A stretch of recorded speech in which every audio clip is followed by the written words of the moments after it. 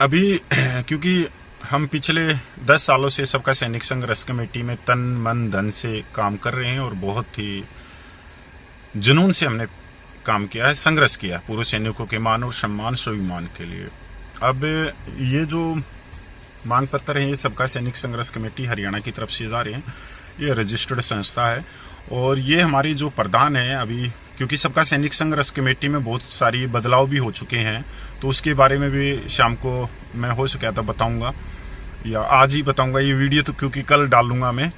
उसमें बदलाव इस प्रकार से हो चुका है कि जो हमारे पहले जो प्रधान थे सूबेदार प्रगट साहब, उनकी उम्र क्योंकि ज़्यादा हो गई है और उन्होंने बहुत ज़्यादा संघर्ष किया है पूर्व सैनिकों के लिए लगातार, और पिछले कई दिनों से वो रिक्वेस्ट कर रहे थे कि अब इसकी जिम्मेवारी किसी और व्यक्ति को दी जाए। तो हम जो सूबेदार प्रगट साहब हैं, जो उन्होंने 10 साल में सीखा है, जो उन्होंने संघर्ष करना किया है, हमने अभी उनका बहुत ज़्यादा और भी अनुभव चाहिए, अभी बहुत ज़्यादा और भी सीखना है सूबेदार प्रगट साहब से।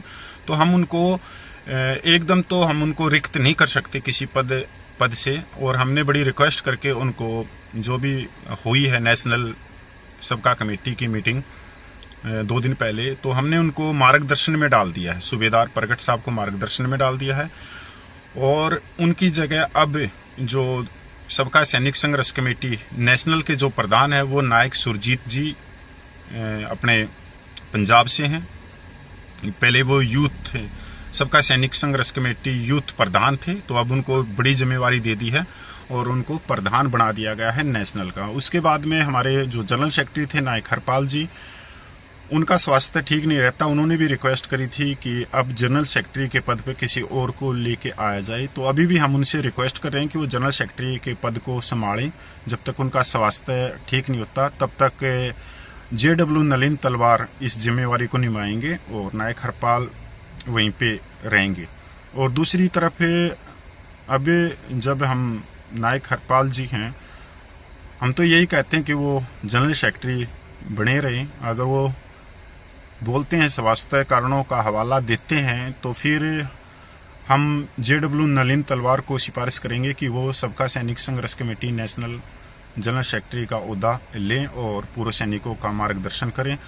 और हम नायक हरपाल जी से भी रिक्वेस्ट करते हैं कि वो नेशनल एडवाइज़र, कम से कम नेशनल एडवाइज़र के पद को वो सुबोधित करें बैठकर और हमारा मार्गदर्शन करें। क्योंकि अब जो नेशनल एडवाइज़र थे उनको सबका सैनिक संघर्ष कमेटी नेशनल टीम से बाहर कर दिया गया है, क्योंकि उन्होंने जो जंतर मंतर 20 फरवरी का जो धरना प्रदर्शन चला था और उनका चार्ज था, उस समय वो बैठे थे, तो वहाँ पे कुछ नकली रसीद बुकें छपवाई गई हैं जिनका वो संतोषजनक अभी तक जवाब नहीं दे सके। पिछले 6 महीनों में बार बार पूछा गया उनसे, पर उन्होंने जवाब नहीं दिया। हाँ, वो सबका सैनिक संघर्ष कमेटी को नीचे नीचे वो काटने लग गए या बदनाम करने लग गए, क्योंकि उन्होंने अभी पिछले दिनों आप लोगों ने देखा होगा बहुत सारी मीटिंगें करी हैं जवानों का जो संघर्ष है उसको पीछे धकेलने के लिए। तो हमने उनको बिल्कुल सबका सैनिक संघर्ष कमेटी से एक तरह से दूर कर दिया गया है। और आने वाले समय में हम सबसे रिक्वेस्ट करते हैं कि सूबेदार मेजर SP गोसल साहब से सबका सैनिक संघर्ष कमेटी नेशनल का कोई संबंध नहीं है। अगर कोई उनसे संबंध रखता है तो वो खुद जिम्मेवार होगा व्यक्ति। अब यही टीम जो है वो नेशनल की टीम है। मध्य प्रदेश से यज्ञ प्रताप है, केरला से गोपाल कृष्णा है और जम्मू से जनक राज जी हैं। दिल्ली से भी अब नए चेहरे लेके आ रहे हैं, रमेश भाई को, विजय भाई को, इनको भी लेके आ रहे हैं। और आने वाले समय में जो भी प्रधान फैसला लेगा सबका सैनिक संघर्ष कमेटी नेशनल के नायक सुरजीत जी, क्योंकि उन्हीं का फैसला था आज कि जल्द से जल्द मांग पत्र दिल्ली दे के आया जाए। तो अब 3-4 दिन इन मांग पत्रों में लग गया और अभी जो नेशनल टीम का जो है लोगो है अभी वो तैयार नहीं हुआ है। इसलिए उन्होंने कहा था कि कोई बात नहीं, अभी समय कम है, बाद में तैयार होते रहेंगे, बाद में साइन होते रहेंगे। पहले तुम ऐसा करो कि मांग तो जानी है तो सबका सैनिक संघर्ष कमेटी हरियाणा ये मांग पत्र दे के आए। उसके बाद में जैसे ही लोगो और लेटर निकल जाएगा, लेटर पैड निकल जाएगी सबका सैनिक संघर्ष कमेटी नेशनल की, तो उसके ऊपर फिर सारा मांग पत्र जाने लग जाएंगे, तब तक हम हरियाणा सबका सैनिक संघ रस कमेटी हरियाणा की तरफ से जो भी मांग पत्र हैं वो देंगे, एमपीओ को देंगे, और जो भी आदेश होगा सबका सैनिक संघ रस कमेटी के नेशनल प्रधान नायक सुरजीत जी का, उस आदेशों का पालन करेंगे। बस इतनी रिक्वेस्ट है कि वो भी जो भी मेहनत से और पूरे संघर्ष को आगे बढ़ाएं, चलाएं। और मैं तो ऐसा इंसान हूं कि मेरे को कहीं कमी लगी तो मैं प्रधान के लिए भी बोल दूंगा, कल ना मैं सुरजीत के भी लिए बोल दूंगा कि आप यहाँ पे गलत हैं, या मैं नलिन तलवार के लिए बोल दूंगा, क्योंकि मैं हूँ काम करने वाला बंदा। और काम करने वाला बंदा कभी भी अपने मन में कोई बात रख ही नहीं पाएगा, क्योंकि मैं किसी की तरह नकली रसीद नहीं छपवाता, मैं कोर्ट कचहरी के नाम से लोगों से पैसे नहीं मांगता, न ही मैं कभी किसी से 10 रुपये कि मेरे अकाउंट में दे दो, ये दे दो, वो दे दो। आज मैं घर से आया हूँ तो कम से कम 2,500 या 3,000 रुपये के तो ये कागज तैयार करवाए हैं। आप देख सकते हो, आप देख रहे हो दिल्ली साथ में ही है, आप मांग पत्र देख सकते हो, बहुत सारे, पूरी कई दिन से लगा हुआ था मैं इसमें मांग पत्र बना के, और डाक रजिस्ट्री डाक में भी चढ़ाने पड़ रहे हैं लेटर, साथ के साथ मेरे दे के भी आने हैं। ये सबका सैनिक संघ रस कमेटी हरियाणा की तरफ से ये मांग पत्र माननीय राष्ट्रपति, माननीय प्रधानमंत्री और माननीय रक्षा मंत्री को सौंप रहे हैं, क्योंकि बहुत ज़्यादा खर्चा हो जाता है। 2,500-3 हज़ार रुपये तो इनकी फ़ोटो कॉपी लेटर इनमें हो जाता है, और 2,000 के करीब भाई मेरा आने जाने का तेल भी लग गया होगा,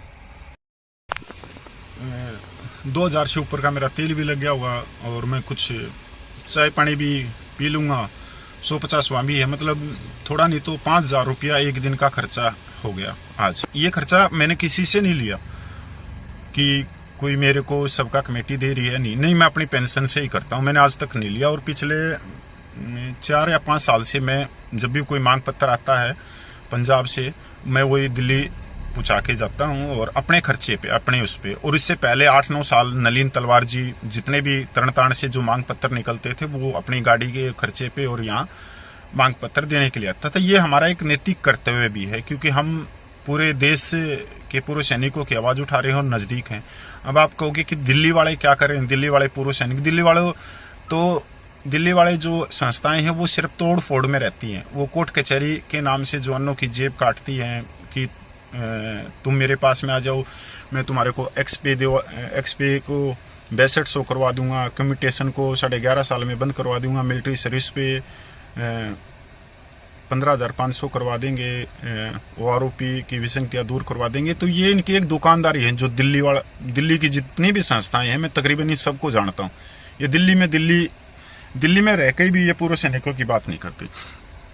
तो अभी जब भी कोई हुक्म होगा उसके लिए तैयार रहना, वो तो फैसला लेंगे पंजाब के सबका सैनिक और भाई वो। और मैं लास्ट में इतनी भी बात कहना चाहूँगा कि जो प्रधान बनाया है अभी, वो बहुत ही सोच समझ के बनाया प्रधान सुरजीत जी, क्योंकि अगर जो जंतर मंतर पे 1 साल आंदोलन चला तो इस व्यक्ति की बहुत बड़ी एक भूमिका है। जितने भी जो कमेटियाँ थी, संस्थाएं थी पंजाब की, उनको एक प्लेटफॉर्म पे लेके आना, तो ये सुरजीत ही वो व्यक्ति है कि सबको साथ लेके चला है। उसके बाद में जो रेलवे गेटमैन हैं, उनको बड़ी तादाद में इन्होंने नौजवानों को इस धरने से जोड़ा।